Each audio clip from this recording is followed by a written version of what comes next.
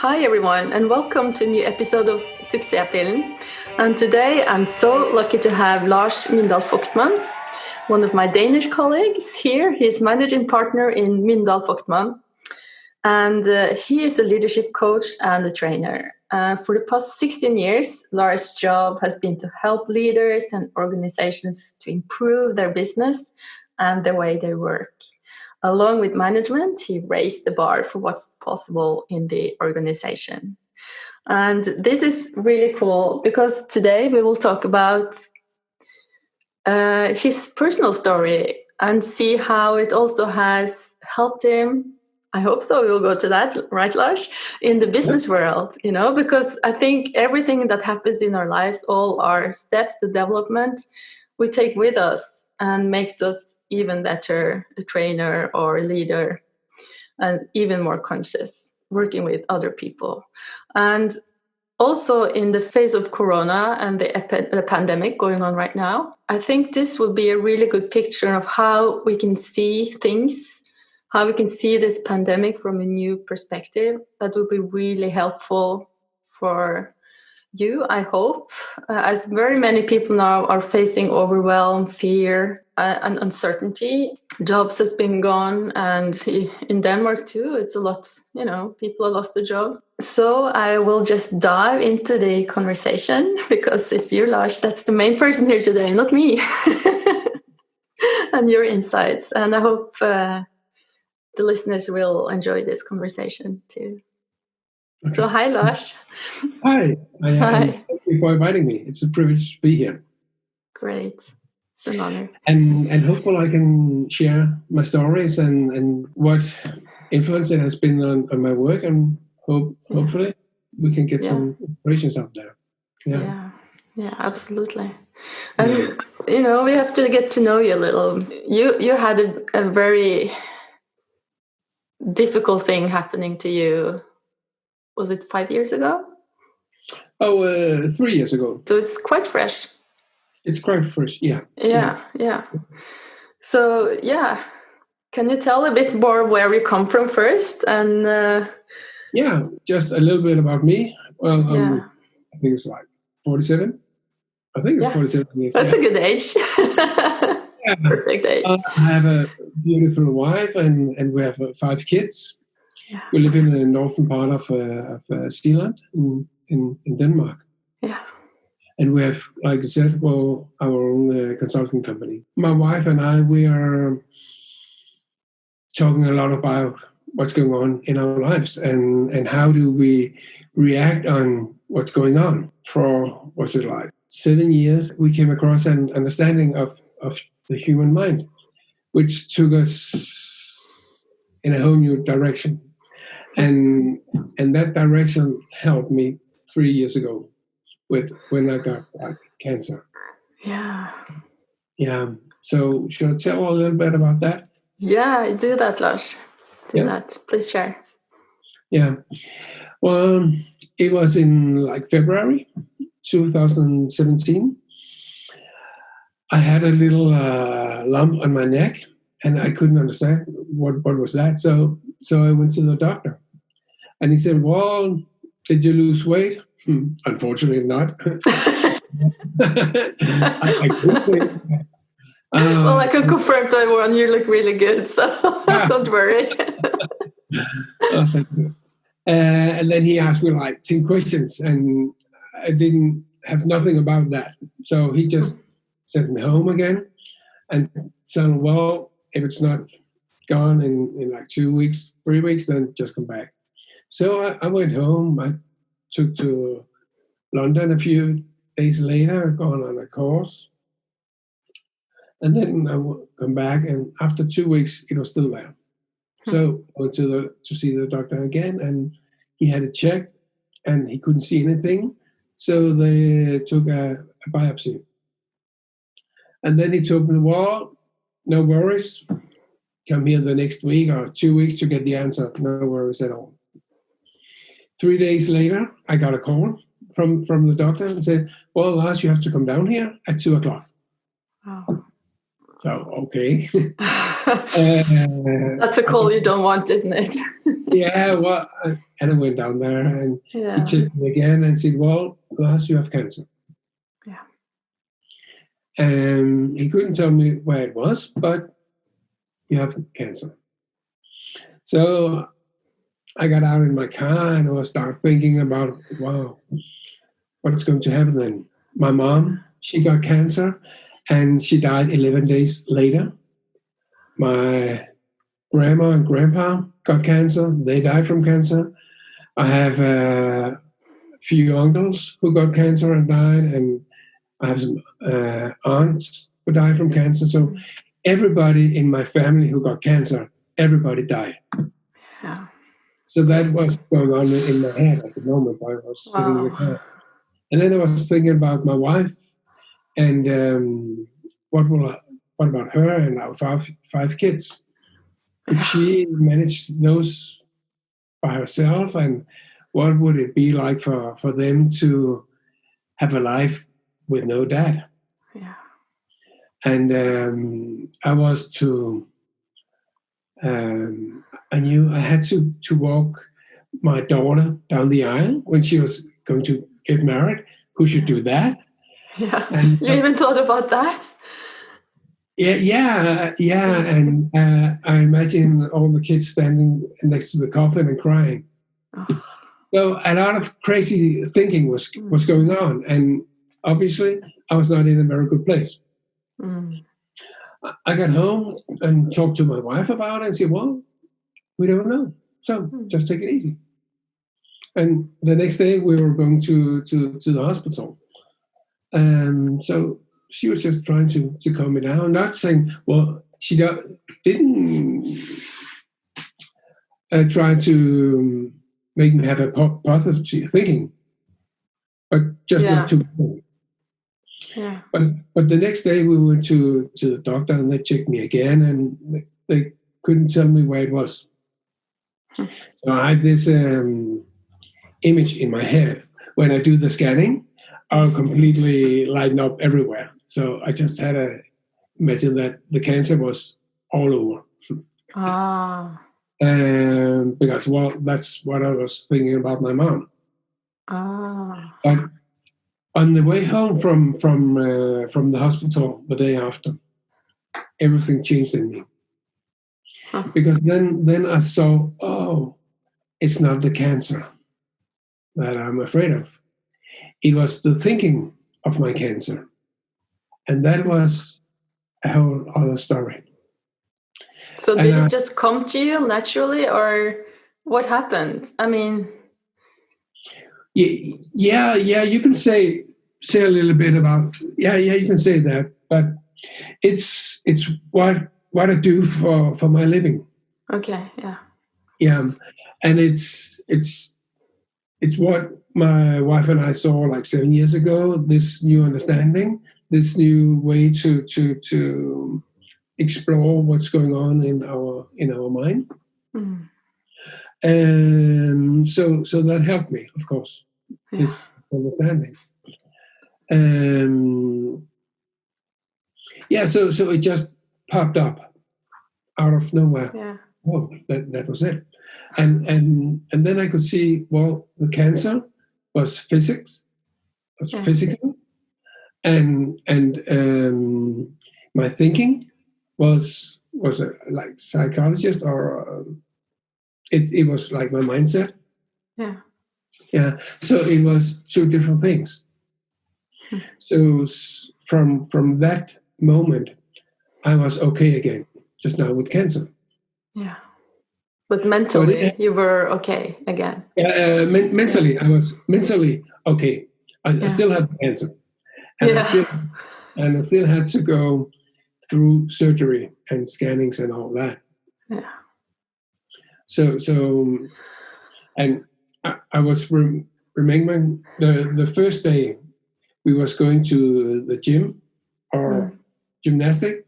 I think it was my daughter was going to the gymnastics, so we went there, and we were sitting where we normally sit, next to the other parents, but inside me there was something changed because I had all this thinking about the cancer, and they couldn't tell.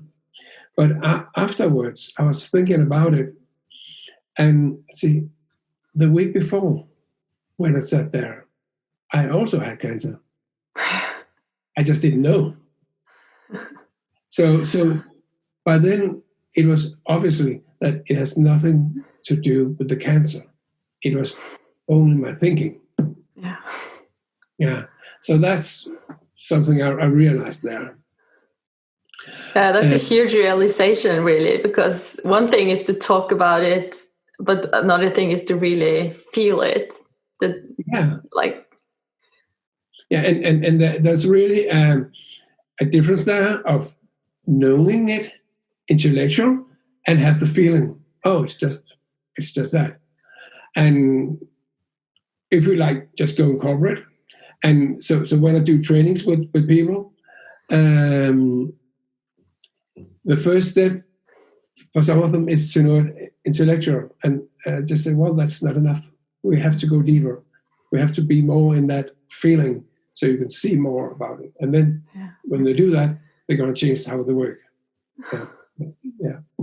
Beautiful. But back to my story. So we knew we have to tell the kids about it. Two of them was on a skiing trip, so we had to wait till everybody was there. But it was okay for us, and the kids was okay as well, because they could see that we were not emotional touch about it. We were just saying, well, I have cancer. We know somebody who died, and we know somebody who got well. We don't know what's going to happen, but we cross our fingers and hope the doctors can do a really good job. And this is what's going to happen. So we talked about it, and then we talked about, so do you have any questions, or is there anything you would like us to do, or is anything we can do? Please let us know, and just feel free to ask or say what's going on. And we were very honest with the kids about it, because we know that their imagination is much worse than what's really there. And we think because we wasn't emotional touch about it, they were not either.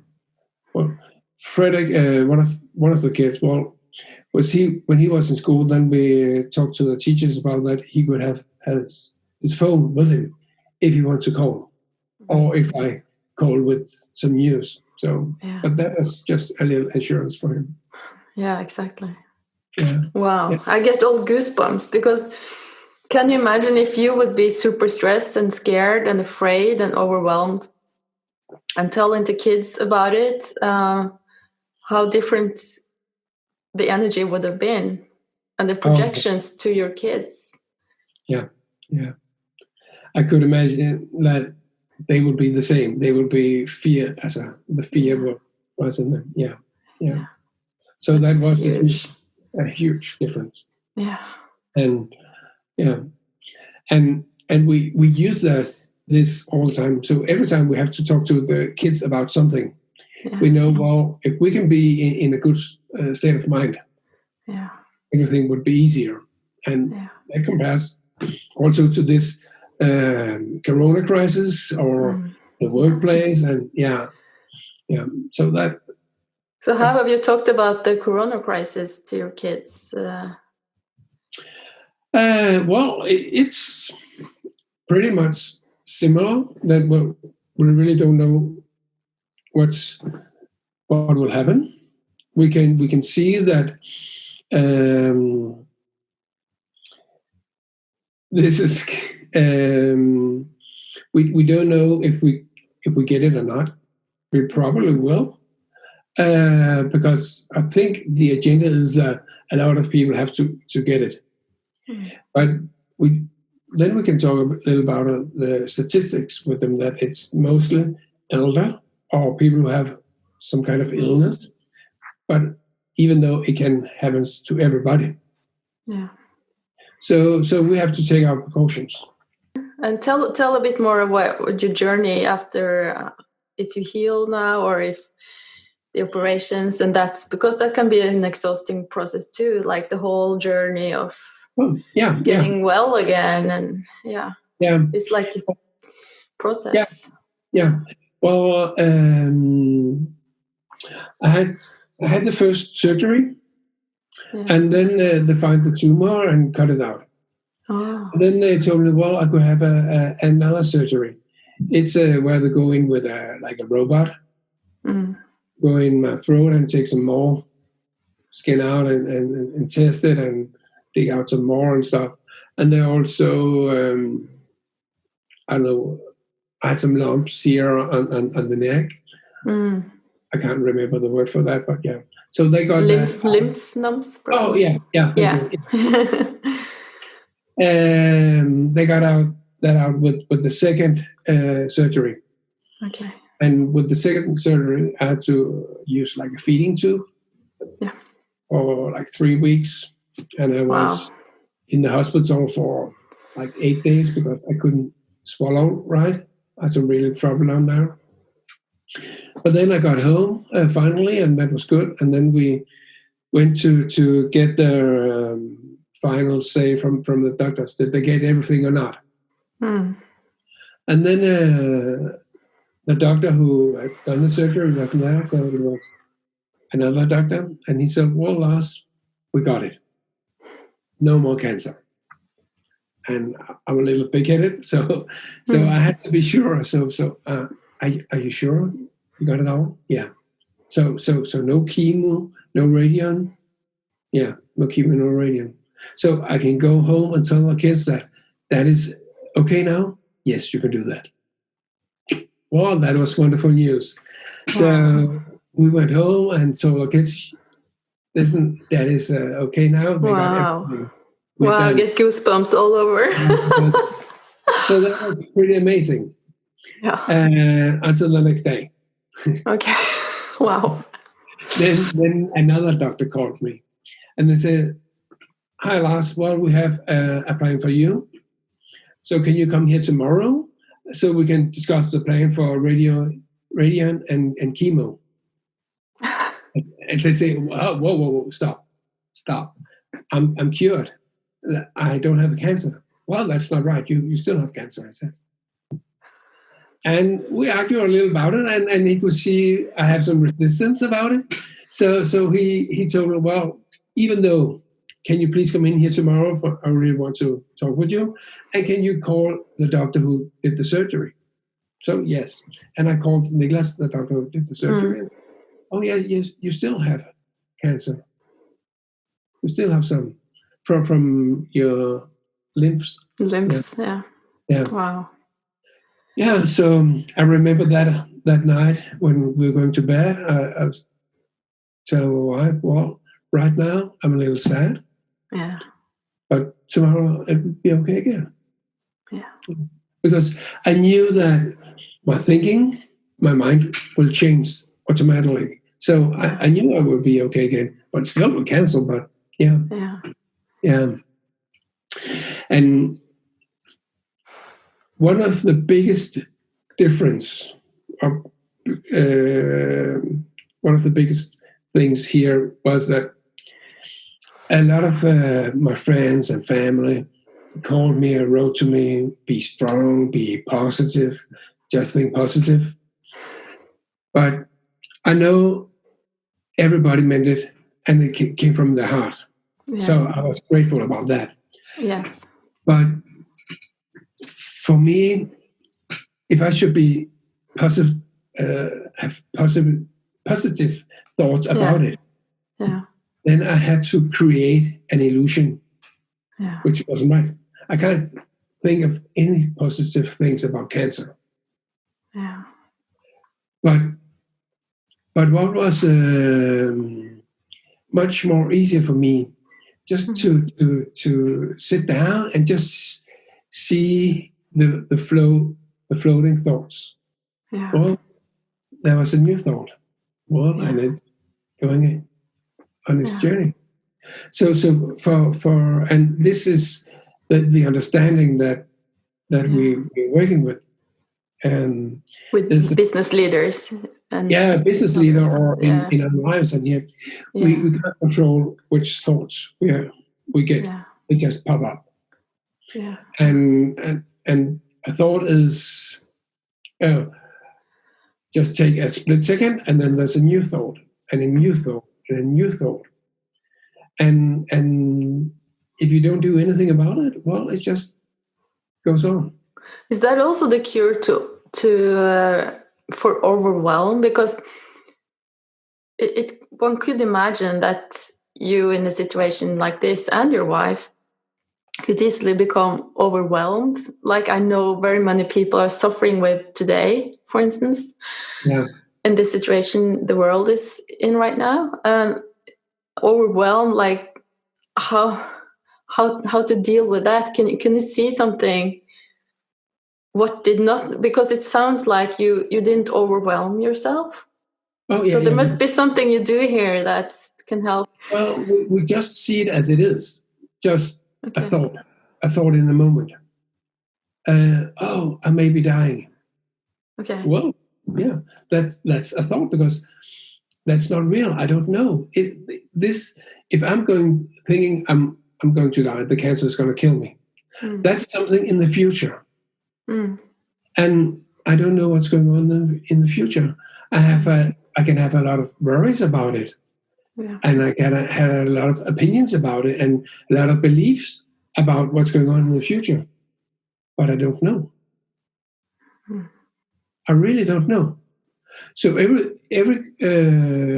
worries or concerns or something, fear I have from the future, that's an illusion. Because all it is just my thinking in this moment. And that's none of it that is the truth. Yeah.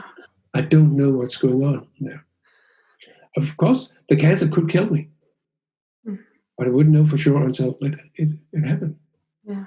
And then you also would be resourceful, probably, because you would see the right thing in the moment. That you need to see.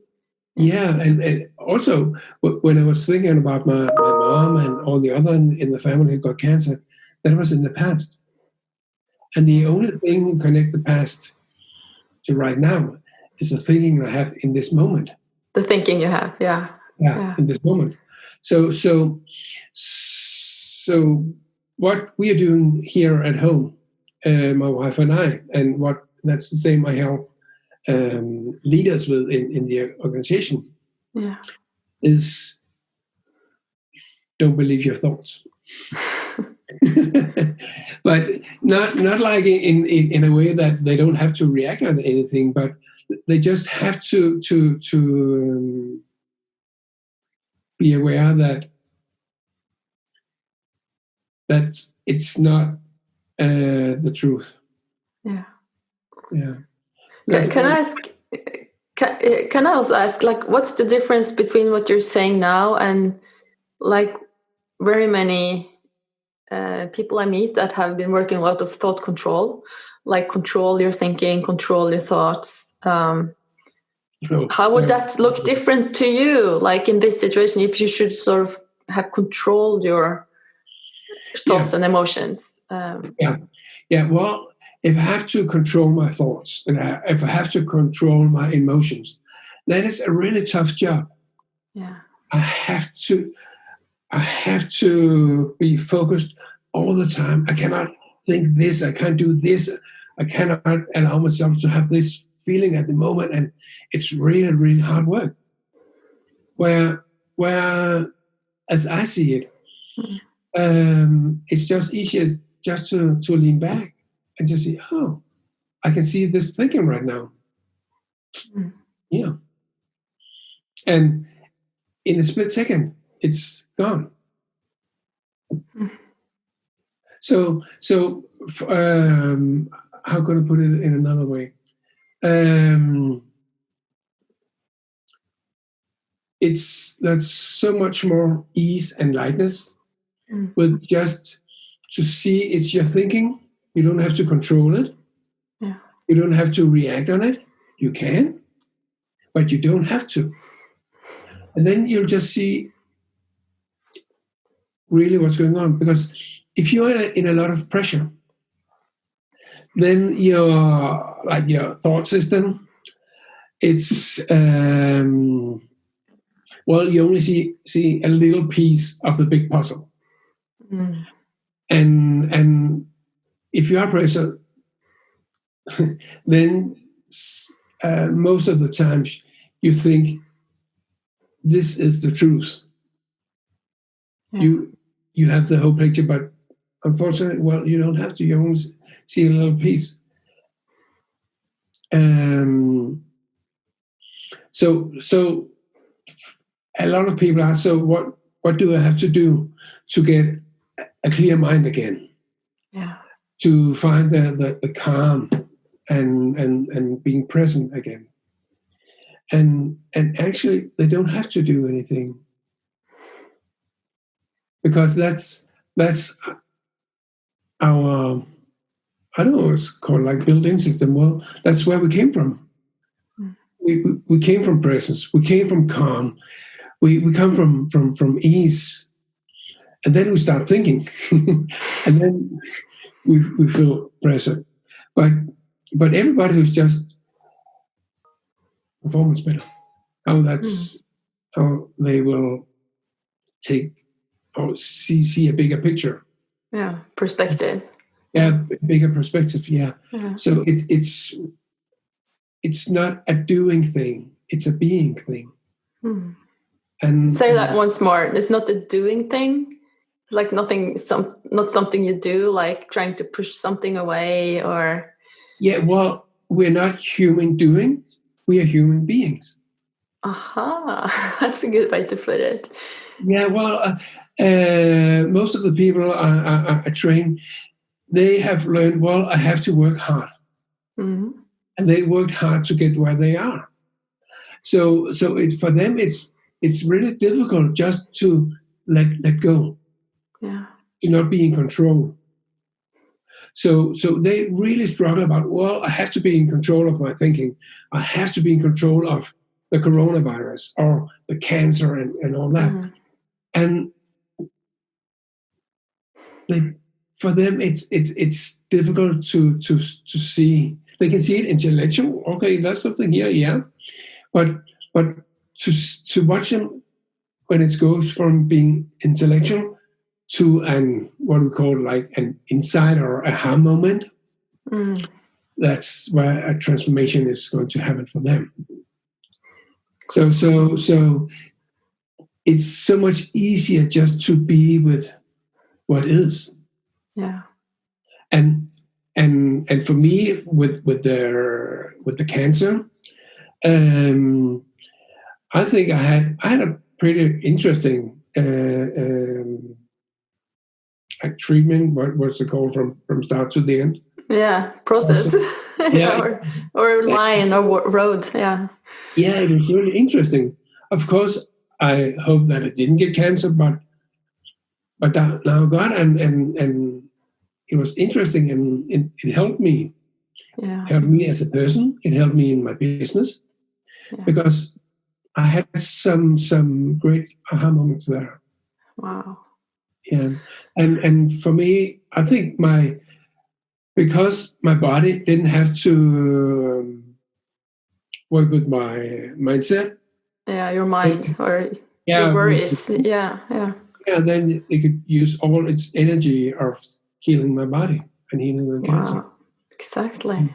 That's, I don't know if that's true, but yeah, just something that. I mean, we know that we feel our thinking and we can just think of something, and our whole bodies will be like filled with adrenaline and hormones that stresses us. So of course, I mean, this is all one, really. Yeah. Thinking and feeling.